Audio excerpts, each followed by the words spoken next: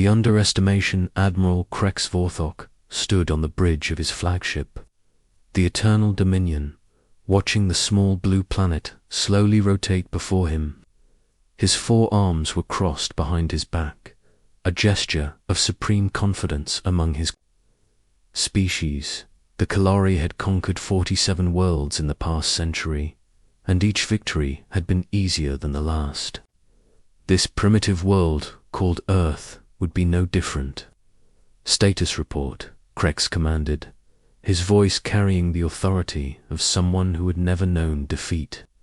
His second-in-command, Lieutenant Zara Vex, approached with a datapad clutched in her 3-fingered hand.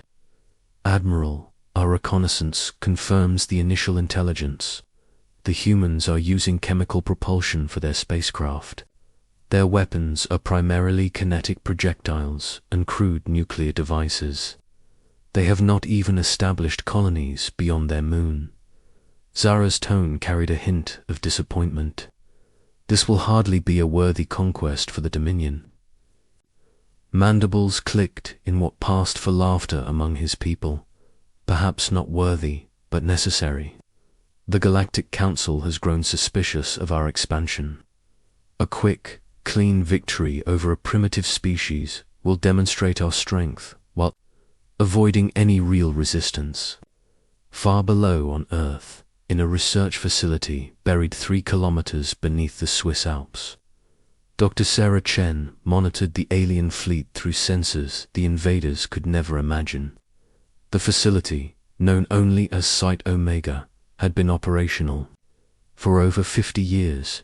Sarah's fingers danced across holographic displays showing energy signatures, ship configurations, and weapon capabilities of the Kalari fleet. "They're using standard plasma array configurations," she reported to the figure standing behind her. "Same technology we've been tracking from their conquest of the Rigel colonies. Nothing we haven't seen before." Captain Marcus Torres nodded grimly. Marcus had been preparing for this day since he was a child. The son of 2 refugees from a Kalari-conquered world, he had dedicated his life to ensuring Earth would never suffer the same fate. How long until they make their move? Based on their behavioral patterns from previous conquests, I'd say within the hour. They like to give ultimatums first. Let the fear build. Sarah's voice carried no fear, only cold calculation. "Marcus, Project Phantom Shield is ready. We can activate the planetary defense network at any time." "Not yet," Marcus replied. "We need them to commit fully. If they suspect we're more advanced than we appear, they might call for reinforcements or use planet-killer weapons. We need them overconfident and close." On the surface, in the emergency bunker beneath the White House, President Alina Vasquez stood before the assembled world leaders connected via quantum communication. The woman who had led Earth through the most prosperous period in human history now faced its greatest test. "My fellow leaders," she began, her voice steady despite the weight of the moment. "The Kalari have arrived as predicted. Operation Sleeping Giant is now in effect. All civilians in major population centers have been relocated to the deep shelters. The surface cities are now populated only by our volunteers and synthetic life forms." The Prime Minister of the European Federation leaned forward. "Alina, are you certain about this plan? We're essentially letting them bomb our cities." "Empty cities," Alina corrected. "Cities filled with decoys, holograms, and synthetic beings designed to make the Coeri believe they're killing millions of humans. Meanwhile, our actual population is safely underground in shelters that can withstand anything short of a direct hit from a Star Destroyer." Back on the Eternal Dominion, Krex had grown impatient. "Open a channel to the planet. Let's get this over with." The communication officer, a young Kalari male named Vex, nodded and established the connection.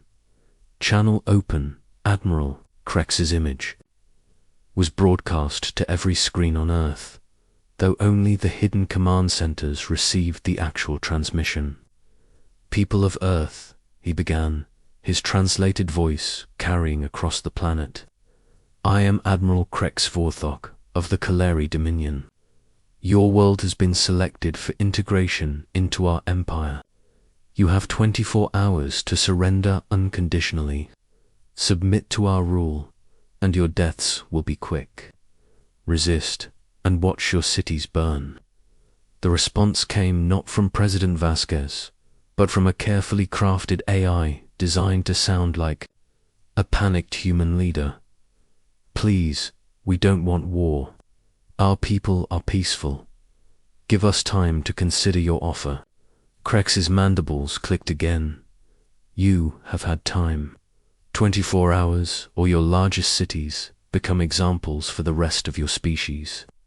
The transmission ended, and across the bridge of the Eternal Dominion, the crew began preparing for what they assumed would be a massacre. None of them noticed the subtle changes in the quantum fields around their ship, or the ways certain asteroids in the system seemed to shift position slightly. In the deep ocean trenches of Earth's Pacific, massive structures that had been dormant for decades began to hum with power.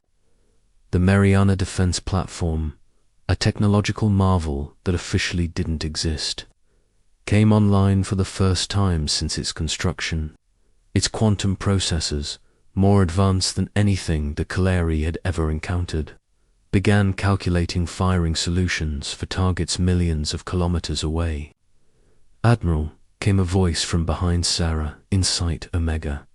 She turned to see General Robert Kane, the man who had coordinated Earth's secret military development for the past 20 years. "The Kaleri fleet has moved into optimal position there, preparing to fire on New York, London, and Tokyo." Sarah nodded. "The decoy cities are ready. Population density sensors will show normal human activity. Thermal signatures are perfect. Even if they scan for life signs, they'll detect our synthetic organisms." 24 hours passed with agonizing slowness. The Kaleri, true to their nature, spent the time broadcasting propaganda to Earth's population and making increasingly specific threats. They described in detail how they would execute world leaders, how they would enslave the survivors, and how Earth's resources would be stripped to fuel their war machine. President Vasquez used the time to address the real population of Earth, safely hidden in underground cities that spanned continents. "My fellow humans," she said, her image transmitted to billions of people in shelters that were marvels of engineering. "Today, we face an enemy that believes we are weak. They see our restraint as cowardice, our peaceful nature as helplessness. They are about to learn how wrong they are." When the deadline arrived, Admiral Krex stood before his tactical display with satisfaction. The humans had not responded to his ultimatum with surrender. They had tried to negotiate, to buy time, to plead for mercy. It was pathetic and exactly what he had expected. "Target the 3 largest population centers," he ordered. "Use full power plasma bombardment. I want craters where their cities once stood." The weapons officer, a scarred veteran of dozens of conquests, nodded. "Targeting solutions locked in. Firing in 3.2.1. Beams of superheated plasma, each one capable of melting mountains, lanced down from the Kaleri fleet. They struck Earth's atmosphere and continued downward, striking New York, London, and Tokyo with devastating force. The cities vanished in balls of fire that could be seen from space. Where millions had supposedly lived, only smoking craters remained. On the bridge of the Eternal Dominion, the crew watched the destruction with professional satisfaction. Another world had learned the price of defying the Kaleri Dominion. "Sir," came a voice from the communications station. "We're receiving a transmission from the planet's surface." Krex expected to hear sobbing, begging, or desperate pleas for mercy. Instead, President Vasquez's voice came through clear and steady. "Admiral Krex Vorthok of the Kaleri Dominion, you have just made the greatest mistake in your species' history." The Admiral's mandibles clicked in amusement. "Human, you are in no position to make threats. Surrender now, or more cities will burn." "We're not making threats," Alina replied, and there was something in her voice that made even Krex pause. "We're making a promise. You wanted to see what happens when you attack Earth. Now you're going to learn." Across the Kalari fleet, sensor operators began reporting anomalies. Ships that had been invisible moments before were suddenly appearing on their screens. The asteroids that had seemed so natural were revealing themselves to be massive weapons. Platforms. The empty space around Earth was filling with human vessels that defied every piece of intelligence the Kalari had gathered. "Impossible," Krex breathed. "Our reconnaissance showed they were primitive." "Your reconnaissance showed you what we wanted you to see," came a new voice. This one belonged to Captain Marcus Torres, speaking from the bridge of the Quantum Revenge, a ship that had been hiding in plain sight, disguised as a defunct space station. "We've been watching your species for 50 years, Admiral. We know your tactics, your technology, your weaknesses. We've been preparing for this day since before you knew Earth existed." On the tactical display, Krex watched as human ships emerged from everywhere. They had been hiding in asteroid fields, cloaked behind artificial debris scattered throughout the solar system in positions that created the perfect trap. The Kaleri fleet was surrounded by forces they had never seen coming. "Sir, his weapons," Officer reported, his voice shaking. "I'm detecting energy signatures that don't match any known technology. These weapons, they're beyond anything in our database." Krex expected to hear sobbing, begging, or desperate pleas for mercy. Instead, President Vasquez's voice came through clear and steady. "Admiral Krex Vorthok of the Kaleri Dominion, you have just made the greatest mistake in your species' history." The Admiral's mandibles clicked in amusement. "Human, you are in no position to make threats. Surrender now, or more cities will burn." "Oh, we're not making threats," Alina replied, and there was something in her voice that made even Krex pause. "We're making a promise. You wanted to see what happens when you attack Earth. Now you're going to learn." Across the Kaleri fleet, sensor operators began reporting anomalies. Ships that had been invisible moments before were suddenly appearing on their screens. The asteroids that had seemed so natural were revealing themselves to be massive weapons platforms. The empty space around Earth was filling with human vessels that defied every piece of intelligence the Kaleri had gathered. "Impossible," Krex breathed. "Our reconnaissance showed they were primitive." "Your reconnaissance showed you what we wanted you to see," came a new voice. This one belonged to Captain Marcus Torres, speaking from the bridge of the Quantum Revenge, a ship that had been hiding in plain sight, disguised as a defunct space station. "We've been watching your species for 50 years, Admiral. We know your tactics, your technology, your weaknesses. We've been preparing for this day since before you knew Earth existed." On the tactical display, Krex watched as human ships emerged from everywhere.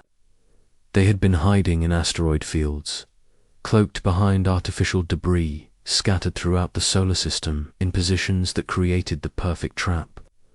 The Kaleri fleet was surrounded by forces they had never seen coming. "Sir, his weapons," Officer reported, his voice shaking. I'm detecting energy signatures that don't match any known technology. These weapons... They're beyond anything in our database. Marcus Torres' voice came through the communication system again. Admiral, you destroyed 3 of our cities. Those cities were empty, filled with synthetic beings and holographic populations. But you didn't know that. You intended to commit genocide. You celebrated the deaths of millions of innocent beings. The human ships began to move, their formations precise and coordinated in ways that suggested centuries of tactical development. But it was their weapons that truly shocked the Kaleri, instead of the crude missiles and energy beams they had expected. The humans fired something that seemed to bend space itself. Quantum disruptors, Sarah Chen explained from Site Omega as she watched the battle unfold. They don't just destroy matter, they unravel the fundamental forces that hold atoms together. The Kaleri's shields are useless against weapons that attack reality itself. The first human volley struck the Kaleri fleet with devastating effect. 3 enemy vessels simply ceased to exist, their matter scattered across dimensions. The remaining ships tried to return fire, but their plasma beams seemed to bend around the human vessels, deflected by fields that manipulated gravity itself. Admiral Lieutenant Zara Vex reported, her voice filled with panic. Our weapons are having no effect.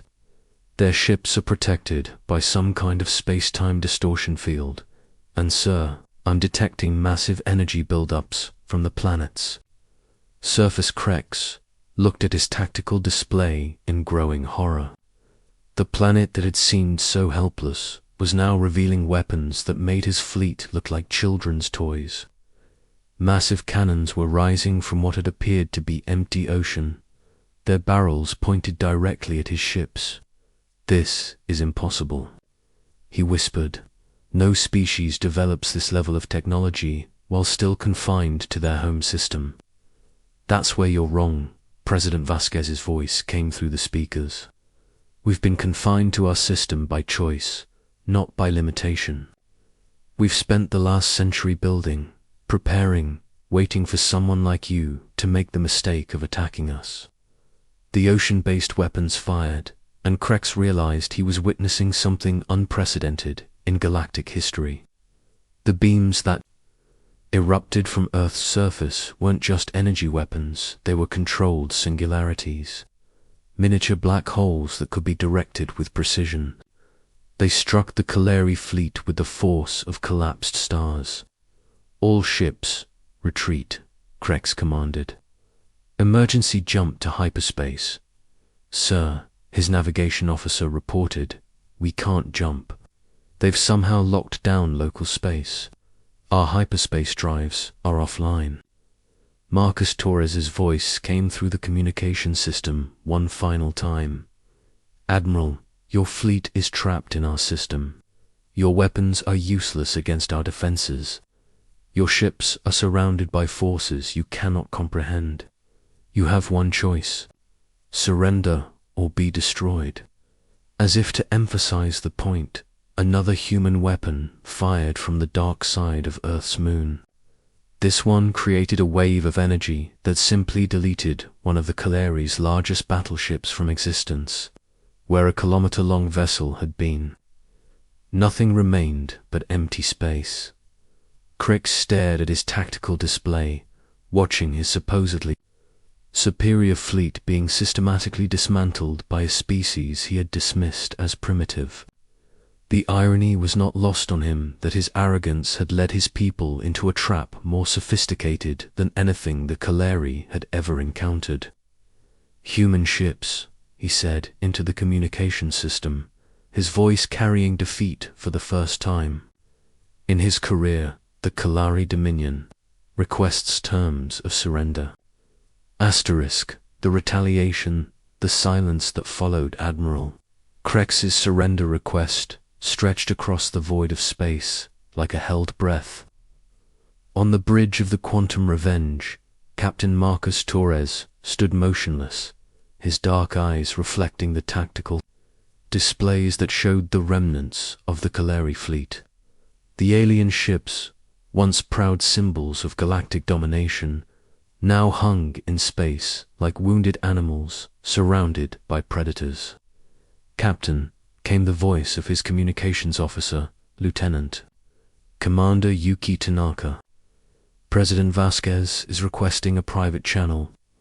Marcus nodded, and Elena's image appeared on his personal display. The president's face was grim, and Marcus could see the weight of command in her eyes. "Marcus, what's the status of our fleet?" "All human vessels are operational and ready for Phase 2, Marcus reported. "The Kalari have lost 60% of their fleet.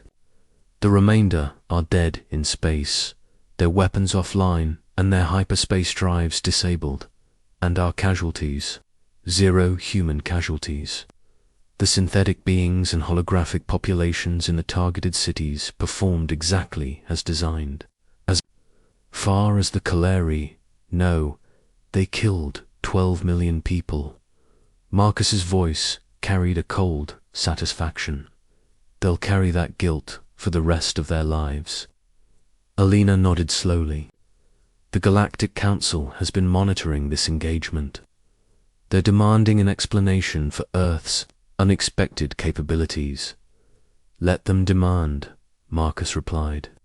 "For too long, humanity has been seen as a young, weak species. Today, we show the galaxy who we really are."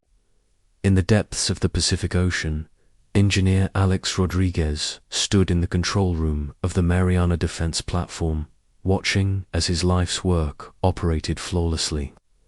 The quantum singularity cannons had performed better than even his most optimistic projections.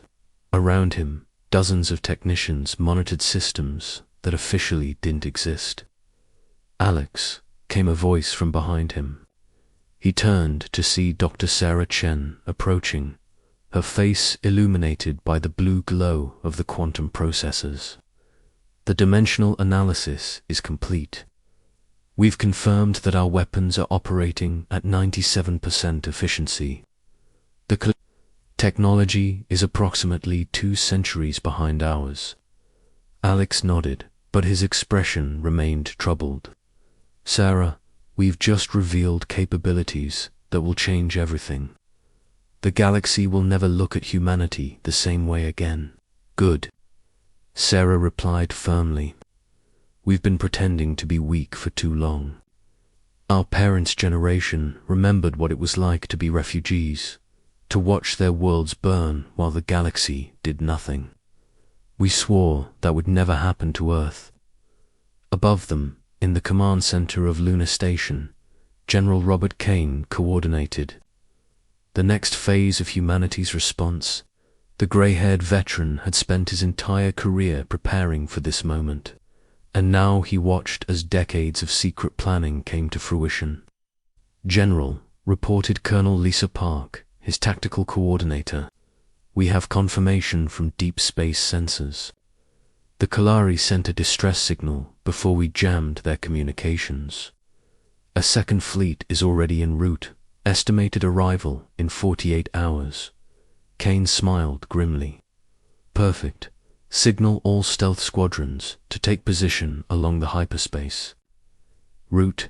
If they want to send reinforcements, we'll give them the same welcome we gave the first fleet." The Kaleri reinforcement fleet, commanded by Admiral Nexus Vac, consisted of 200 ships, including the pride of the Dominion Navy.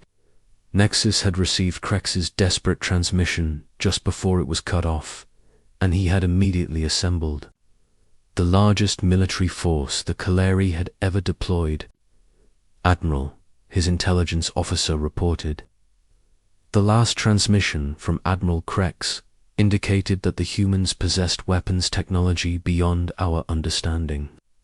However, our analysis suggests this may be exaggerated. No primitive species could develop such capabilities. Nexus nodded, his 6 eyes scanning the tactical displays. Krex was always too cautious. One lucky strike with an unknown weapon doesn't make these humans dangerous. We'll overwhelm them with superior numbers and firepower.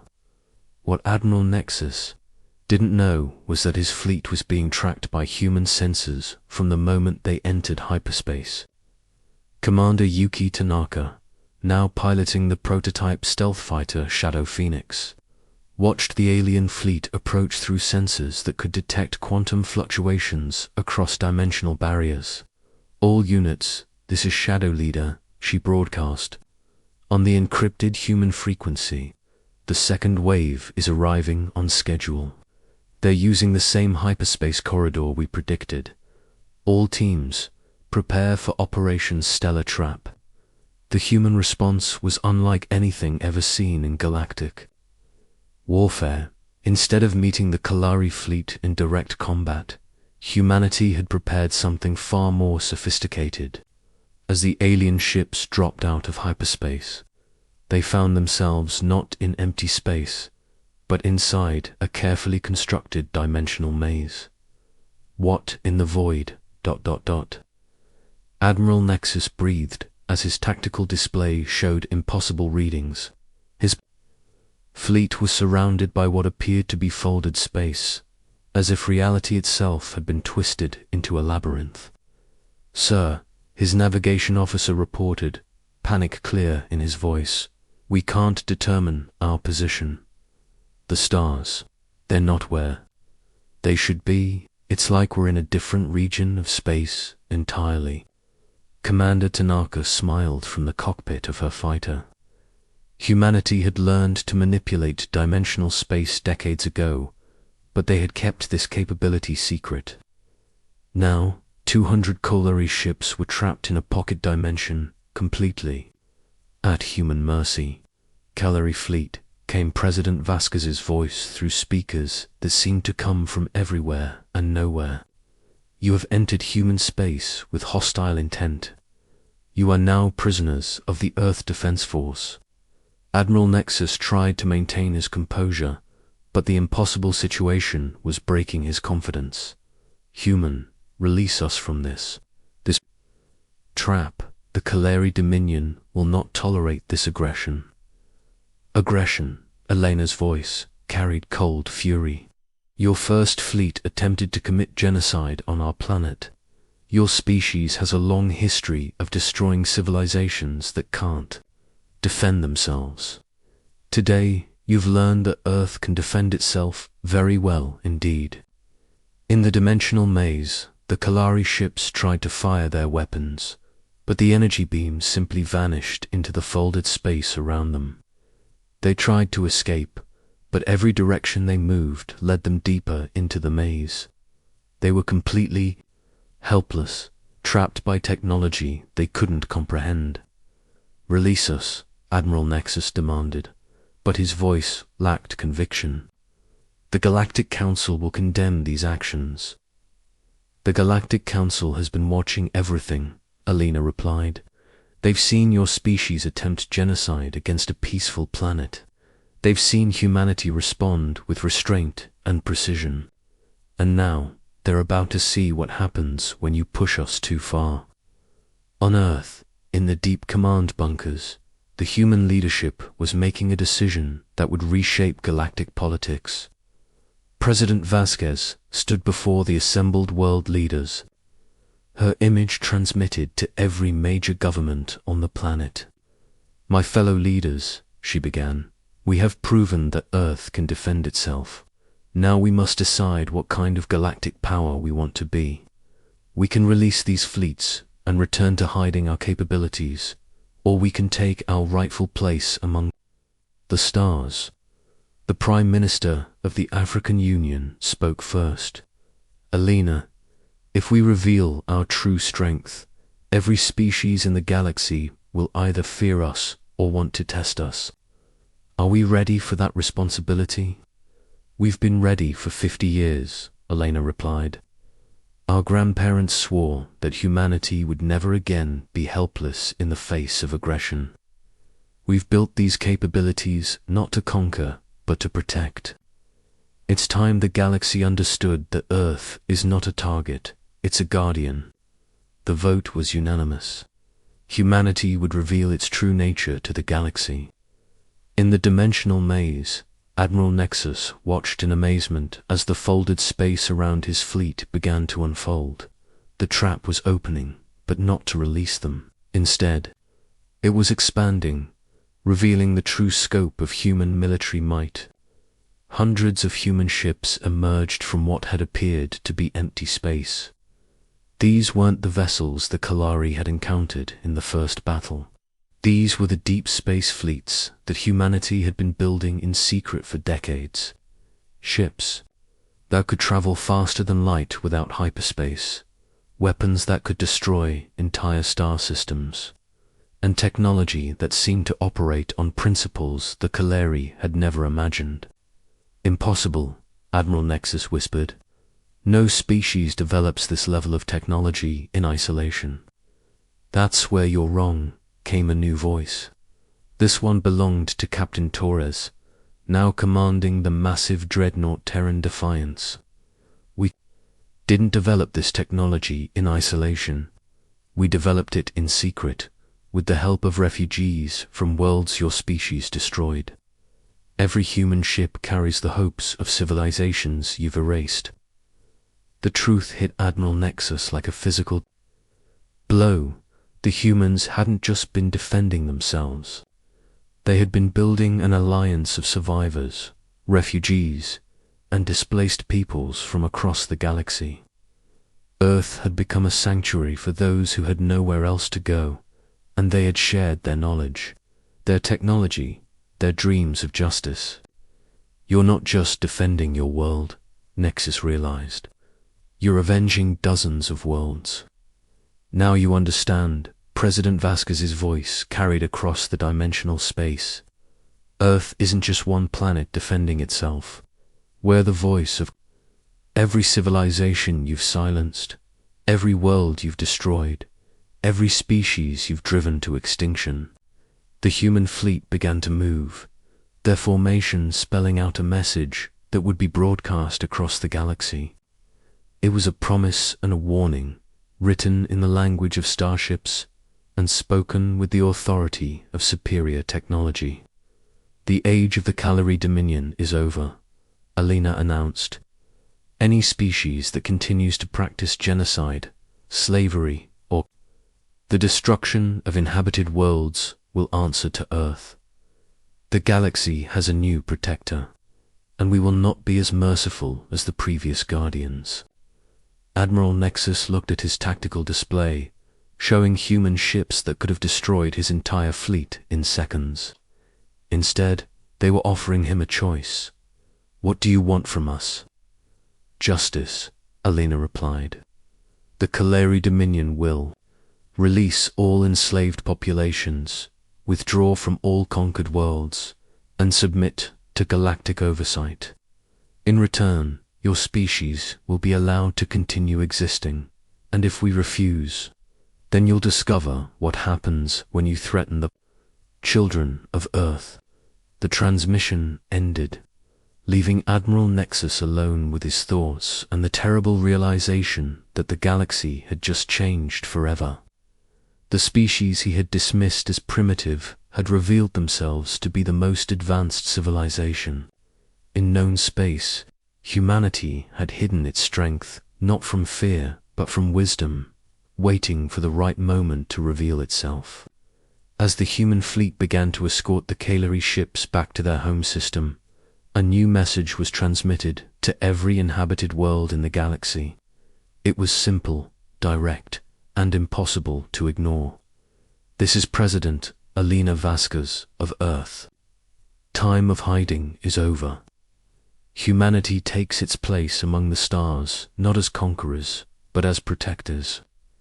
Any species that threatens innocent life will find us in their path. Any civilization that needs sanctuary will find it on Earth. The galaxy has a new guardian, and we will not fail in our duty. The message ended, but its implications would echo across the galaxy for centuries to come.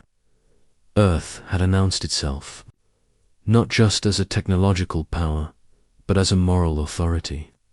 The age of unchecked aggression was ending, and the age of human protection was beginning. In the depths of space, as the human fleet disappeared into hyperspace, Admiral Nexus realized that his species had just encountered something unprecedented in galactic history. They had found a civilization that was not only more advanced than them, but more principled. The humans could have destroyed both colliery fleets, but instead they had chosen to send a message of justice and protection. The galaxy would never be the same, and perhaps, Admiral Nexus thought, that was exactly what it needed. Asterisk.